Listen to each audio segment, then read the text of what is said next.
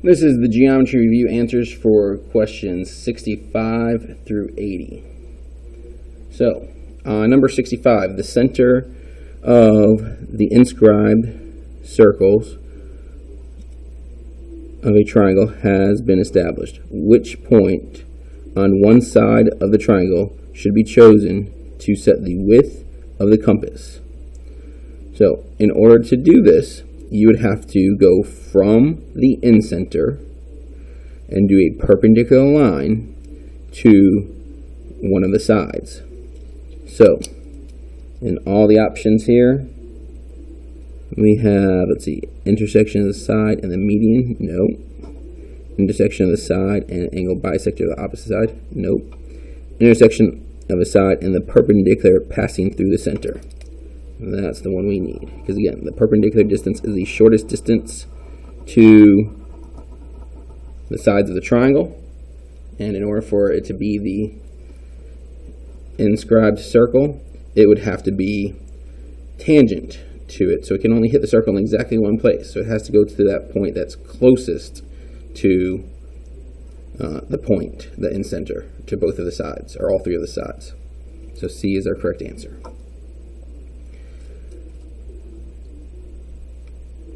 Number 66. Which statement is true?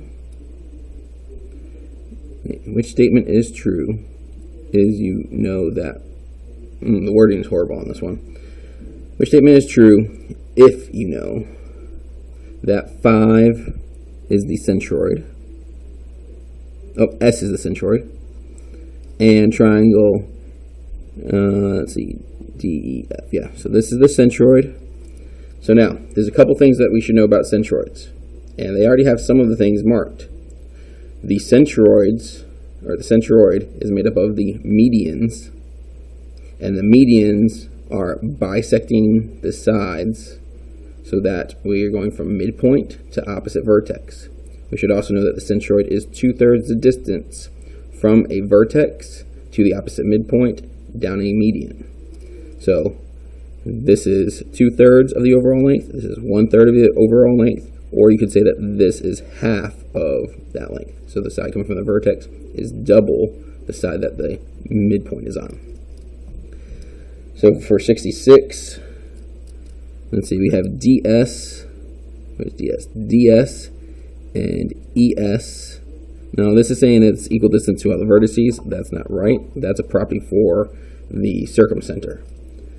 On B, we have angle PES is congruent to angle QES.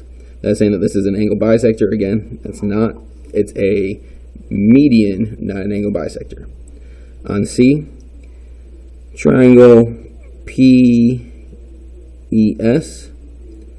and triangle, well, it's saying that these are isosceles triangles. That is not an isosceles triangle, so we don't even have to read the other ones. So the only option that's left is this one. ES is 2/3 of ER, so 2/3 of the overall length.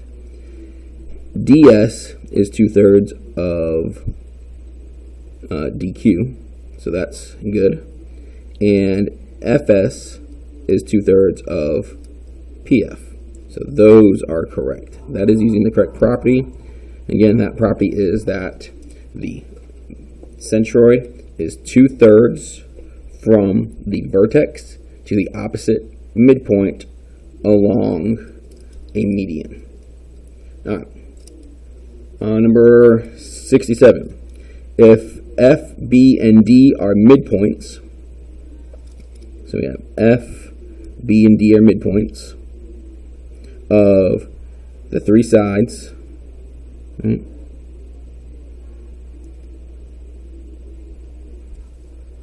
This is kind of hard to read, but that is B. This is E. I think you can read the letters. Right. So these are all going to be medians because these are going from a vertex to the opposite midpoint. These are all medians. So the point at which they're meeting is called the centroid.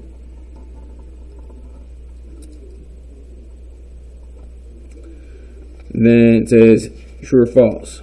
G is the center of gravity. That is true. The centroid is the center of gravity. Then it says if AG, so that's this piece here, is 10, what is GF? Well, this would be half of that, so that would be 5. Then it says if DG is 18, what is DC? Well, if that's 18, this piece would be double 18. This is definitely not drawn to scale, this diagram.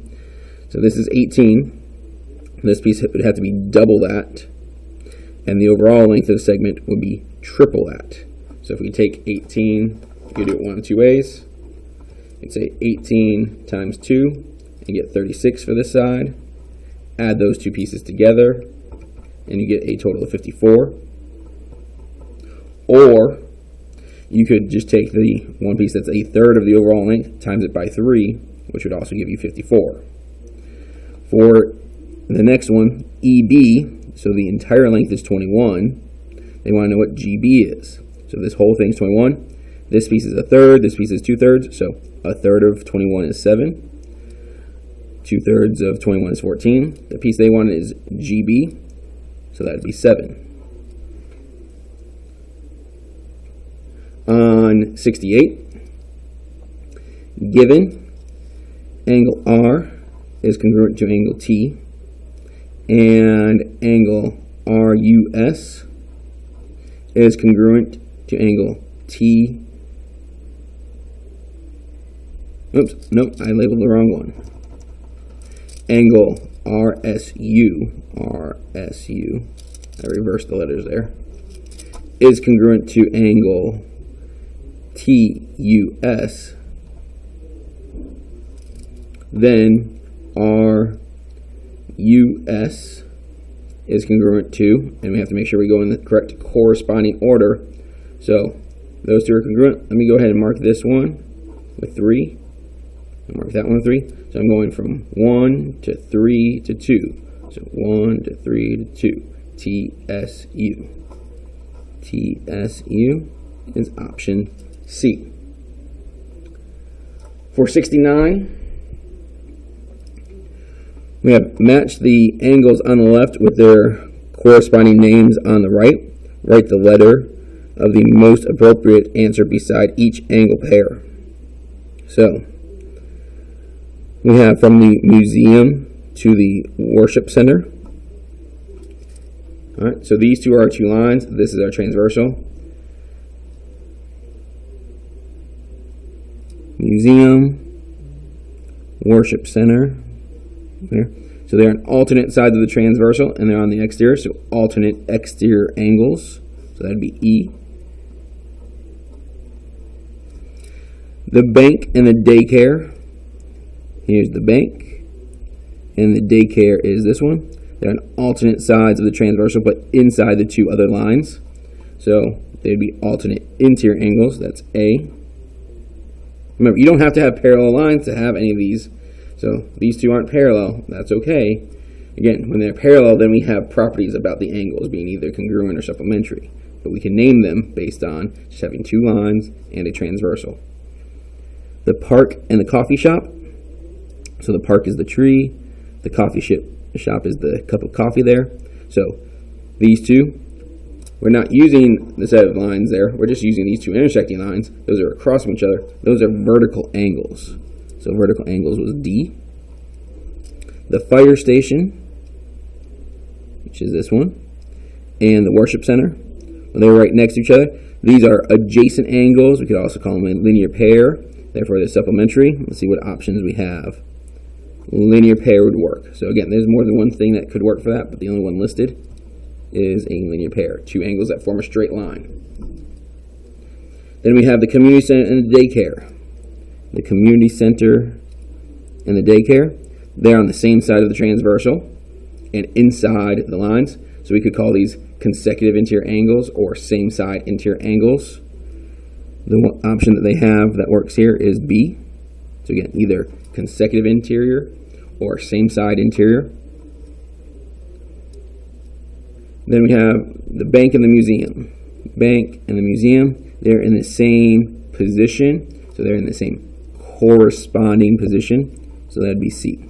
So again, just to emphasize this again, this is E, A, D, F, B, C. All right, again, over here off to the side, a little bit bigger, so it's easier to see. So that is the correct order. E, A, D, F, B, C. All right, for number 70. The figure shows a two-dimensional representation of a bird made out of origami paper. Find the measure of angle 1 and the measure of angle 2. Explain your reasoning. So, angle 1 is here, and angle 2 is there. Now, these are parallel lines, so all of these on here are either congruent or supplementary. So, looking at the two parts that they actually give us equations for, this one is an acute angle, obtuse angle, based on these lines that are drawn. That's an obtuse angle. And this one, it's over here, is also an obtuse angle. So since we're given dimensions for two obtuse angles in this, which if you want to name them, those are called alternate exterior angles, they are congruent. So we're going to set up an equation to where they're equal. So we get 3x plus 5 equals 4x minus 30. Combine like terms. I'm going to bring the 3x across. I'm going to bring the 30 across the other way.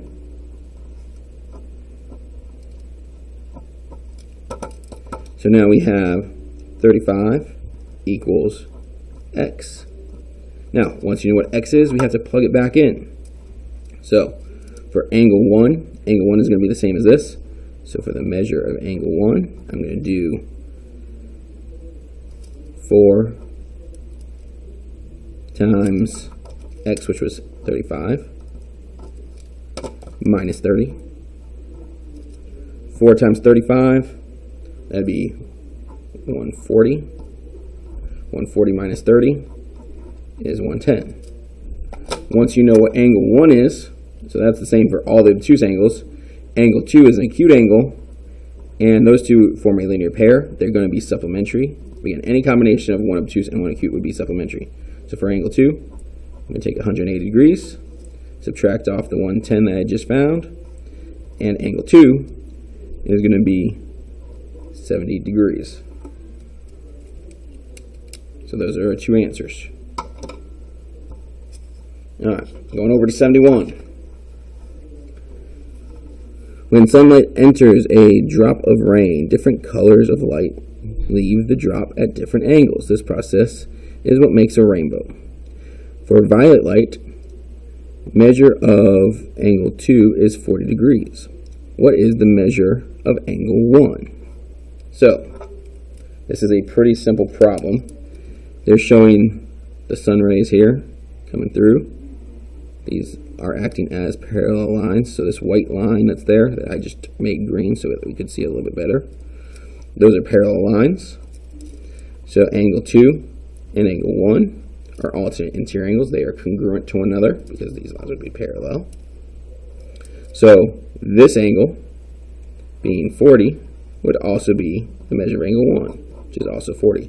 There's no real work to actually do on that problem. Number 72, Greg's boss hands him a piece of graph paper that shows the plans for a truss. Now, again, a truss is a part of a building that's inside the roof. It's what holds the roof up. Greg's boss asks him if he can prove that triangle DBE is congruent to triangle FCE. Hint, it says use a distance formula. Well, we can do this by, like they said, using a distance formula, using Pythagorean theorem.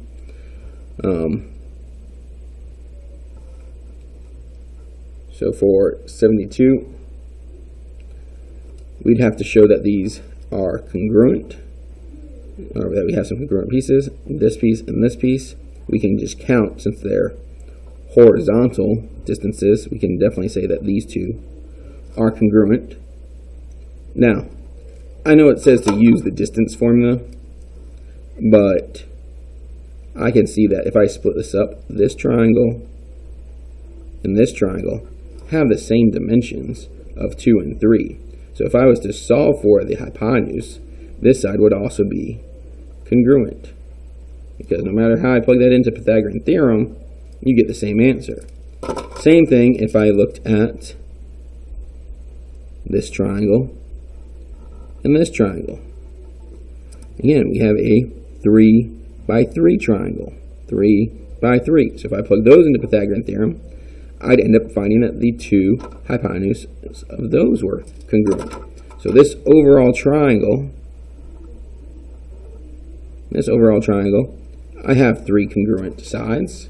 So I can say that triangle DBE is congruent, or actually let's just do a congruent symbol and make a congruency statement here, is congruent to triangle FCE by side, side, side. Now, that's all they have as the answer in the key, is that it's congruent by side, side, side. If you set up an entire proof, that's fine. You could have used distance formula. I think, again, that's plenty for an answer there. So they're congruent by side, side, side. All right, on the other side, number 73. Number 73, it says, a city planner is designing a new plaza for her city. Her plan is organized on a coordinate plane. So she has her, as shown on the... Alright, so we have all these different parts, and they show them all here. So let's go ahead and go down to part A. Describe a rigid motion or a composition of rigid motions that maps the rectangular bench at 0, 10, and the adjacent flagpole, there's a dot that represents the flagpole, onto the other short rectangular bench and flagpole. So, again, rigid motion or congruence transformations, things like rotations, reflections, and translations could be used here. One easy way to do this is if we rotated this around the figure. Let me just do it this way. Rotate it around the figure 180 degrees. Notice, let's turn the paper. Those two images look like they've traded places or in the exact same spot. So either 180 degrees clockwise or counterclockwise. 180 degrees clockwise or counterclockwise. Either of those work. Now, you could also do one other thing. In fact, there's really multiple things you could do here. I'm saying one other, but there's one other easy thing you could do, and that's reflecting it across both the x and the y-axis. If I took this and reflected it across the x-axis, it'd look almost the same except the flagpole would be on this side. So then if I reflect across the y-axis, it'd be on this side. So if I reflect over both the x and y axis, then it'd be exactly the same.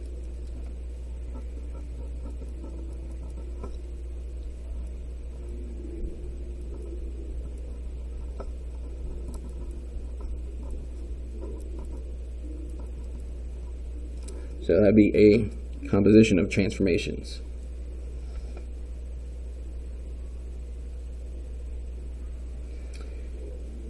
You could also, again, there's lots of different things. You could have rotated, or you could have reflected this down here. And then after reflecting it down here, we could have rotated it on top of itself around the point negative 10, 0. Sorry, 0, negative 10 by 180 degrees. That would also work. So there's many things that could work here. You could also talk about doing a reflection across the y, and then a translation down 20 units. Again, many different answers work for that one. Remember, the test is multiple choice. It won't be that big. On B, a landscape architect recommends installing a triangular statue with vertices at 10, and negative 10. 10, okay, so let's draw this on here. 10, negative 10. Then we had 10, negative 8. And 7, negative 10.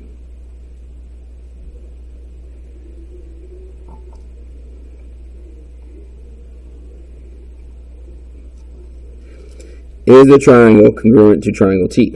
Well, the dimensions are the same. It is a 2 by 3 triangle, whereas this is also a 2 by 3. So yes, they are congruent. And in order to justify our answer there, we could show through a set of rigid motions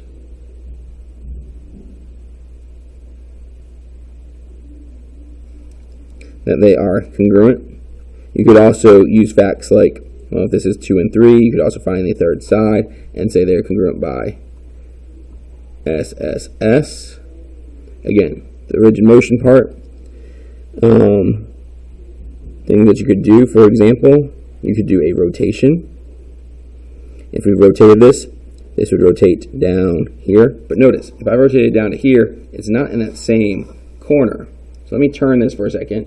Say I rotated it 90 degrees clockwise. I got to get that point down to 10. So that's down 3 units from where it currently is. So I could say that I rotate 90 degrees clockwise and translate 3 units down. Again, is that the only one that works? No. There is more than one correct way to get those to match up. All right, go on to 74. The structure of the support for the hill consists of steel beams that run parallel and perpendicular to one another. The endpoints of the beam shown by BC are, so they're giving us the endpoints of this line here, and the endpoints of the beam shown by AD are, and they give us those. Verify and explain why the two beams are parallel. So we'd have to check to see if their slope is the same. So using the first two coordinates, so I'm going to do BC in blue here for BC's slope.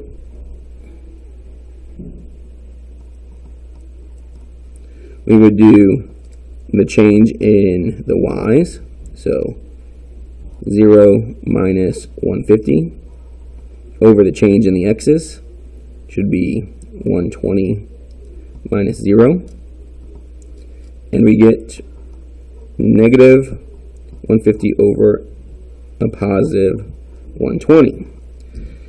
Again, these reduce both by 10, so we have 15 over 12.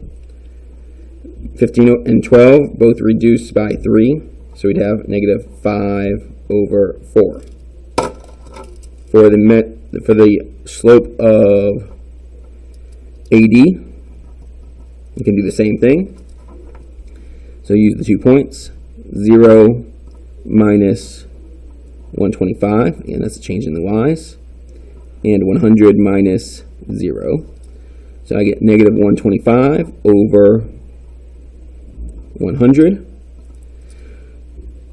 We can simplify these. They both are divisible by 25. Divide the top one by 25 and you get 5. Divide the bottom by 25 and you get 4. We have negative 5/4 for each. So since they have the same slope, they are parallel. Same slope means parallel. Now again, if we want to be a little more specific, we should also say that they have a different y-intercept. I'm going to add that on top here. Different y-intercept. So again, this whole thing we should include. We should say more than just the fact that they have the same slope. Because again, they clearly have different y-intercepts. Because if they had the same slope, but they had the same y-intercept, they'd be the same line. All right, part 2. If measure of angle DAB, so this angle here, is 125, what's the measure of angle CBA? Well, these are two parallel lines. These are same side interior angles, or consecutive interior angles. So those two have to be supplementary.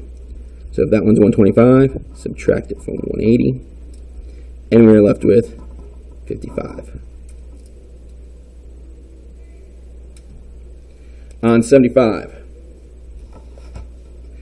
Matt's assistant sets up string lines. All right, so we got the string lines. Measure angle 2 is 63. Measure angle 6 is 65. Explain how Matt can tell the strings are not parallel.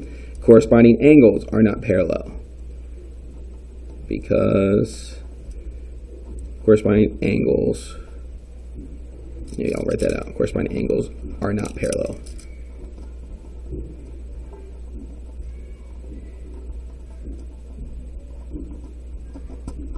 All right, on the next one, Ginger noticed that no matter the height of the adjustable stand for an electric piano, the keyboard remains level and centered over the stand. What must be true about the legs of the stand? So, in order for it to remain centered all the time, these must be bisectors of one another. And I think that's it.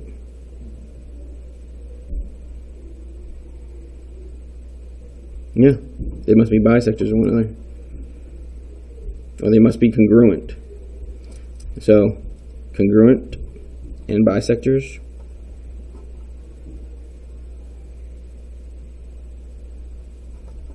So, congruent legs bisect each other and parallel to ground. Those are the only things I can think of. Yep. On 77, Jin incorrectly found the distance between these two. He made his mistake in what step? Well, his mistake is here in step 2. Because if you look at what he plugged in, we have 2. When he plugged in 2 here, he didn't account for there already being a negative sign, so 2 negatives should make it positive. Same thing with the 3. So step 2 is his mistake. On 78, given A is 0, 0, B is 60, 60, what are the coordinates of M, a point that lies on the mid-segment such that it's 2/3? So on here, if you have it separated so that it's 2 to 3, that means that it's 2/5 of the way from A to B. So I'd find the distance there, which the distance there is pretty easy because it's going from 0 to 60. So the horizontal and vertical distance is both 60. So we can go 2/5 of 60. 60 times 2 divided by 5 is 24. So that's going to be at 24, 24. Again, we just did 2/5 of 60 to get 24. And it's the same for both parts. On 79, find point R such that TS is split into the ratio of 1 to 2. Well, 1 to 2 means that there's going to be 3 parts. So like if I split it here, we can actually look at this since it's on a graph and see, split it evenly into 3 parts. We need this part to be 2 and this part to be 1. Oh, no, backwards. I did backwards. Switch it. We need this to be 2, this to be 1. So R would be at this point right here, and that is at the point 1, 2, 3, -3, +6. And then finally, oh, you guys missed that. I'm sorry. Let me move this up.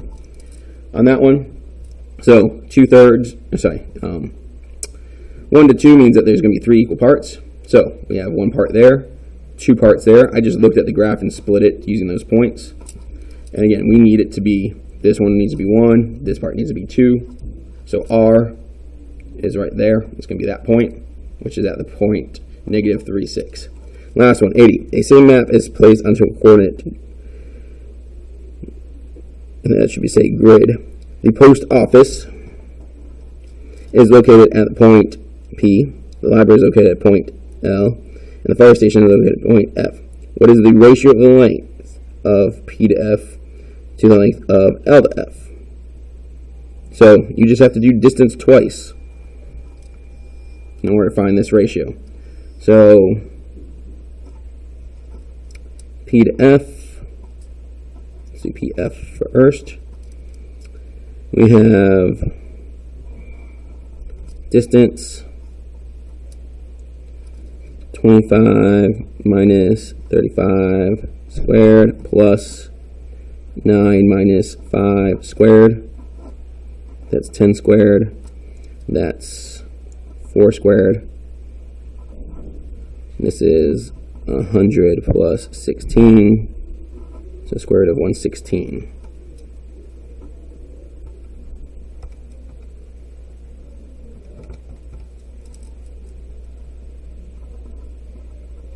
And then for the other one, from L to F, we have the square root of